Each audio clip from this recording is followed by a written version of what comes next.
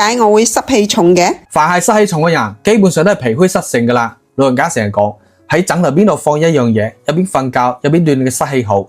呢個方法佢簡單實用又慳錢，你唔使準備一大堆食材整嗰啲湯湯水水嘅，亦都唔使買一堆瓶瓶罐罐嘢搽勻全身啊。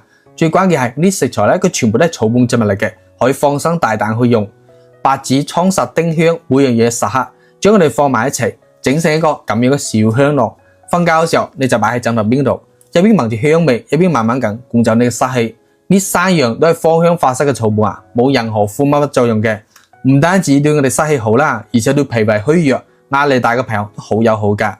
平時你可以掛喺車入邊一個，或者辦公室可以放一個嘅，隨時聞一聞，聞住聞住，嗰啲脾胃咧就舒服咗噶啦，濕氣亦都唔使再擔心啊。